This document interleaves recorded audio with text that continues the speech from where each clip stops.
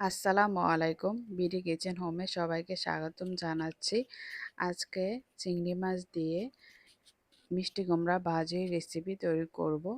তার জন্য আমি এখানে একটি প্যানে তেল গরম করে নিয়েছি। তারপর এখানে পেঁয়াজ, রসুন, কাঁচামরিচ দিয়ে তেলের মধ্যে একটু নেড়েচেড়ে নিয়েছি। তারপরে লবণ দিয়েছি, শুকনো মরিচ দিয়েছি। তারপর আমি এটা এক চামচ রসুন বাটা দিয়েছি, 1 চামচ হলুদের গুঁড়া, হাফ চামচ মরিচের গুঁড়া, হাফ চামচ জিরার গুঁড়া দিয়ে তেলের মধ্যে আবার এটা নেড়েচেড়ে নিয়েছি। তারপর আমি লবণ এবং হলুদ দিয়ে ভেজে রাখা চিংড়ি মাছ দিয়ে দিয়েছি।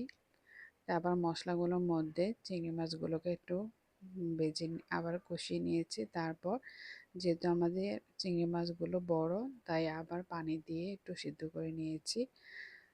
তারপর এখানে মিষ্টি কুমড়া দিয়েছি। মিষ্টি কুমড়া দিয়ে 15 মিনিটের মতো ভেজে নিয়েছি। তারপর আর যে হাফ চামচ জিরার গুঁড়া এবং ধনিয়া দিয়ে